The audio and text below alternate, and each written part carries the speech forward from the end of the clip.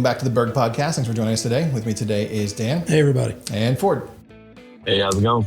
And last week, Dan and I had the pleasure of talking to Katrina about the Camino Farms. And it kind of brought up internally here a little bit of a conversation or a topic about, we talk a lot as a group about liking, wanting to do things that are impactful, right? Ford, for a long time, you've used the slogan, building enduring infrastructure, building things that are going to last. But we thought, it was interesting how when you do work that's good and it's going to last for a long time, but goes beyond the impact of just the structures, just the buildings, just the site work, the stuff that we can control, how much more meaningful that can be at times when we do good work with people who are also trying to use that to do good work, right? Yeah, you know what actually comes to mind, honestly, is something I learned about Ford in the very beginning when I first met Ford. And it wasn't right away. It wasn't like he walked out with a card, but we were talking one time, not long after we met, more than a decade ago. Mm-hmm. And he was talking about some of his mission work, where he and his family would go down and go out of the country and do work in areas that needed help. Sure. And they would build houses. And I don't want to speak to what he does because I remember the gist of it. I don't remember the actual how it worked. But it's like, similar to that. You know what I mean? It in a way that's probably the beginnings of where Ford came up with that attitude, that you could do stuff that it mattered long after he was done building the house or whatever it was they were building. Ford, does that make any sense? Yeah, it's going to Guatemala and all the old school way of doing things, digging trenches for footers because they didn't use heavy equipment, which was cracking me up at that point. But I think that the reality is that we've had some other people on here that we've been able to partner with or maybe come alongside of different organizations that we find to be beneficial to our community. But here's a place where we can actually use our skills, not just financial resources, to try and help someone that's trying to do something that's not just, hey, everything we do is impactful. So it's not trying to minimize that, but the reality is that this stuff, adds a little extra cherry on top, shall we say. Yeah, I agree for sure. It ties me back a little bit to some things that we talked about with the book, the time, the talent, the treasure. And a lot of times we run into situations like this through acquaintances or because we find people doing good work that we want to support or we want to make sure that we're supporting our community. But they don't necessarily have an opportunity for us to take our equipment out there and dig holes or, put in pipe or things our folks are really good at. And we look for ways sometimes to I'm thinking like Good Sam. Yeah, we got that coming up again, right? Yeah, we look for ways to do things where we can be involved from a labor-intensive perspective that aren't necessarily our skills, right? We go and paint walls or clean houses and things like that. And those are good things. But when we get the chance to do that type of work with our actual skill set, I think for our folks, it's probably more impactful. Now, I don't want to misconstrue it. We didn't donate all of our time or all of our equipment or anything like that in this Camino Farms project, right? I mean, we're certainly being compensated for it. We did go after it aggressively, like you talked about, to try and make sure we had the opportunity to do that work because it would be important. But I think that's a good place to sort of partner with community organizations, but not just by cutting them a check, not just by saying, here's some money, go do good work with it. And you think about it. I mean, in some ways, if you cut somebody a check, then they can go pay for something they need. Mm-hmm. But they're only going to get the value in return for what the thing is worth that they're buying. Right. When we're able to do, what we did with the park, right, in Downingtown, or Camino Farms, or here in Carnarvon, right? Or here in Carnarvon, or with the baseball field, all those sort of things. When we're able to do that, in a sense, you're actually giving more because you're donating to a cause in a way that they can't help themselves without paying an increased cost. And it really speaks to, almost going back to Andrew, remember Andrew said about a win-win-win. You know what I mean? Like one of those things where if we can have our people taking their talents to do their work and we can be successful with it and we can still operate as a company that way, but we can also save someone money on a project they're trying to do, then it's a win for all of us. You know what I mean? The project gets done, the people that they're trying to serve can be served, and our people get to use their talents to go do work that matters. Yeah, for sure.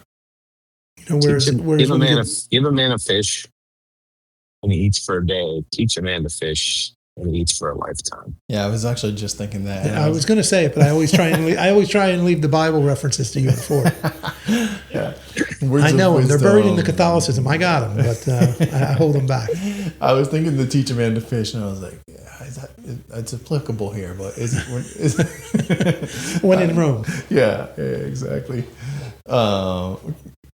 Ford, Dan mentioned it at the beginning of the conversation. You know, a lot of this comes like potentially as ingrained behavior, right, from your upbringing, wanting to do things that have a long-lasting impact for those who needed the help, right? Our family when I was younger, we did some Appalachian service project. And we didn't leave the country, we didn't go to Guatemala, but similar attempt, right, to go do things, offer labor, help folks who are in need of housing and shelter. Because I didn't necessarily possess those skills when I was a young man doing the work, but I definitely found the value in the thing outlasting the effort. And like what you're saying, Dan, in regards to cutting a check. The check goes so far. When the dollars are gone, unless you've figured out a way to multiply them somehow. Yeah. And Ford, that was one of the most amazing things when we were talking to Katrina last week, was not only the level of commitment, that her family has made, but then watching them sort of figure it out and make an impact that could be potentially exponentially greater. Like one of the things that she had talked through last week was their idea that they're going to have cattle, and they're going to have chickens, and they're going to have some farming. And then they're going to donate all of the proceeds of that, not the proceeds, all of the, the resulting yield from that to local food banks. Mm-hmm. We talked through the idea that how food banks really don't have the opportunity to have those sort of sources, fresh protein sources and stuff like that. So you take something that had started as an idea, and we weren't there at the onset of it, but I knew in principle what they were trying to do. And now it's able to do so much more, in that way, similar to just cutting the check. Yeah. If they had given someone the same amount of money that they're spending, it wouldn't have nearly the impact that it's going to when they actually do get Camino up and running. Yeah. And it doesn't diminish the other work we do in any way, right? I mean, the other work that we do, the other work that our folks are involved in, still accomplishes the original goal: build things that last, build things worth putting your name on. Yep. Do work that matters. Do work that matters, for sure. But it does hit a little differently when you know that the work you're doing is going to give back in that way, for sure. Well, the other thing is it takes you out of your bubble, all of our bubbles, right? I mean, like you went to Appalachian to do those things, and that's, I guess, part of it is like really connecting with it versus just the dollars. Dollars are beneficial, but we're out painting these houses, you're actually feeling the situation. Or, Guatemala, you're seeing how people are living in a different lifestyle. We all live in a bubble in our areas, within our personal bubbles, our normal travel of space. We're in a very well-to-do area. We just don't see some of the things, or we're not trained to notice them, or we don't look for them, or whatever the scenario is, or we're too busy to notice them. But, all the things from Anchored to Good Sam to these things, getting close to it and actually understanding what their long-term goals are, what they're trying, what issue to tackle, really makes it a little bit more eye-opening than just being able to provide resources of the financial side. Yeah. I agree. I think, Dan, when you were talking, I think with Katrina last week about sort of Ford's desire to go after projects like this, right? Ford, when we're going through our bid mix and we're evaluating projects, like what role does that play in at times how aggressive you want to be, going after certain types of work? It depends. But if it's a traditional job like this one is, then there's a little bit more aggression towards it. Sometimes I know there's another project that we wanted help on, but there was just too many hands in the pot, and it was just better for us to step away because I've seen them not go as well as possible because there's just too many stakeholders in a deal, and then it just kind of goes south.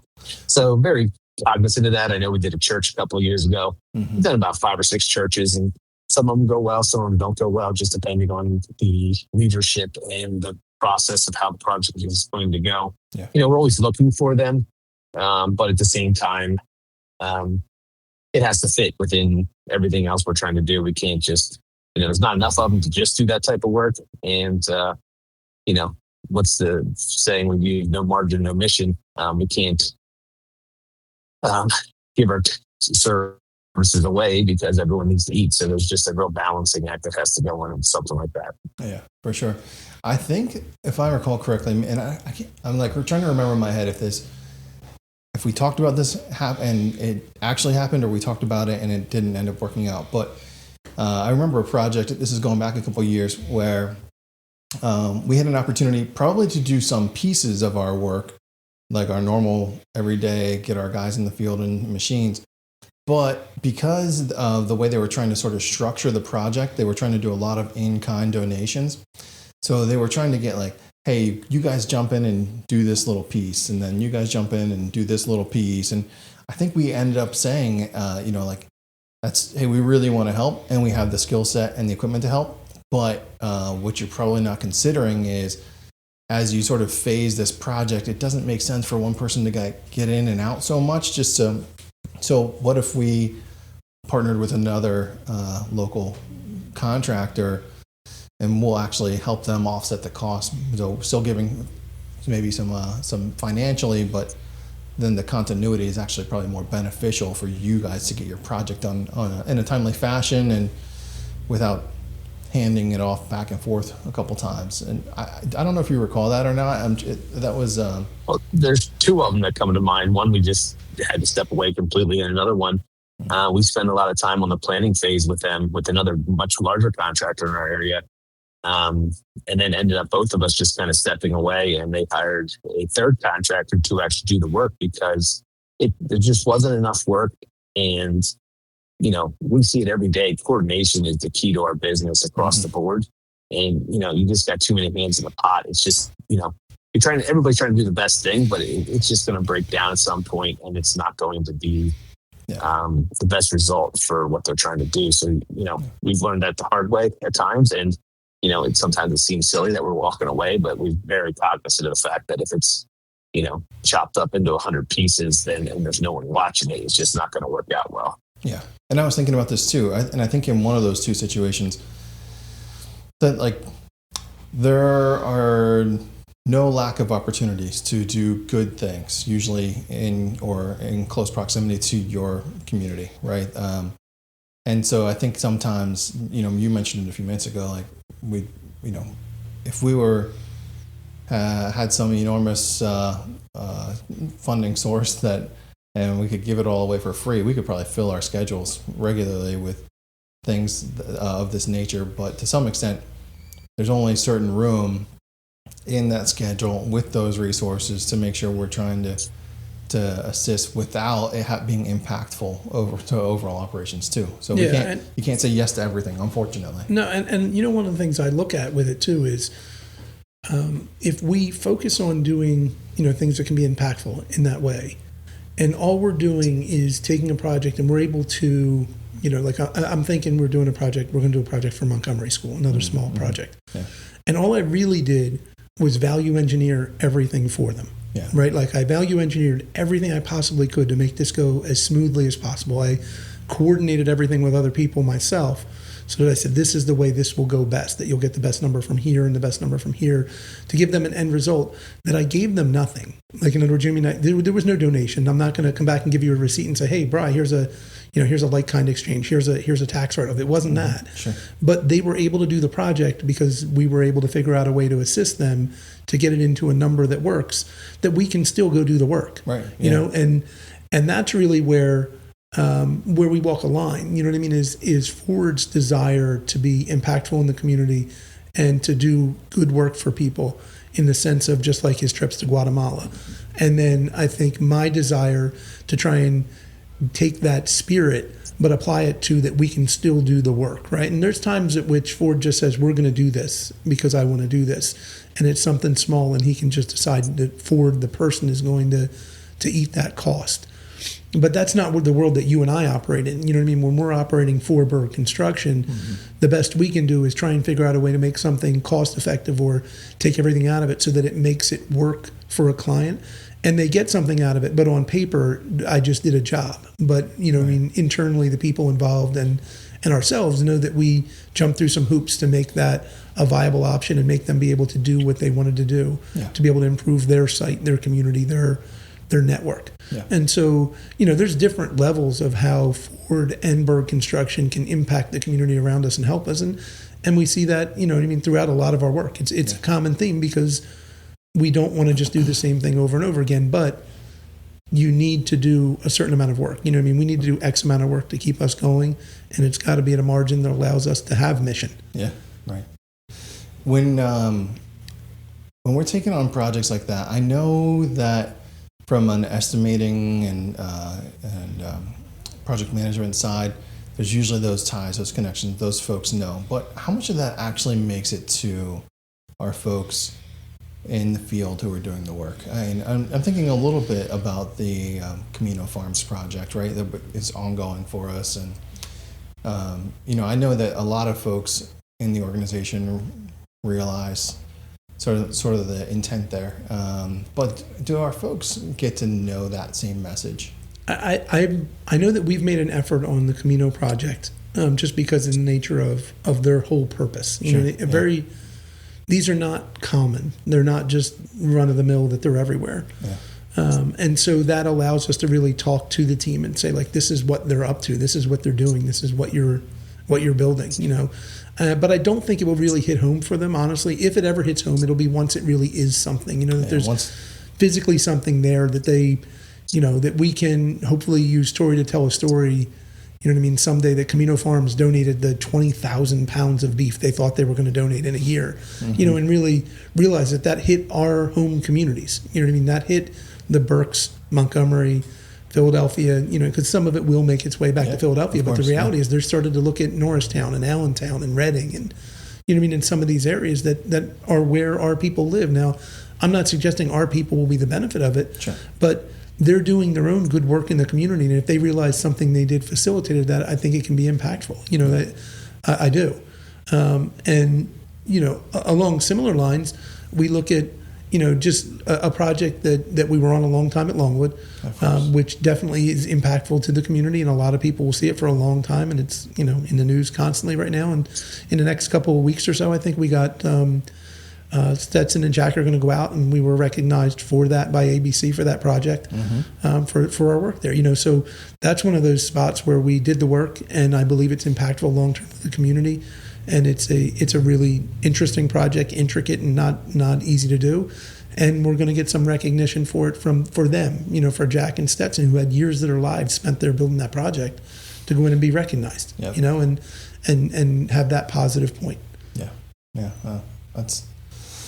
That's cool, for sure. And I think it does sort of speak volumes that, for me at least, knowing that, you know, Ford continues to look for those types of opportunities. So I think you know, the more our folks know that that's part of the story, I think that's important. Hey, we're all here to make a living. We're all here to feed our families. We're all here to, you know, take care of our own personal business. But to that end, sometimes you can do more. Sometimes you can do more. Yeah, for sure. So. Yeah, that's probably a good place to wrap it up. And folks, I hope you got something from this. I hope you come back for another episode, and thanks for joining us.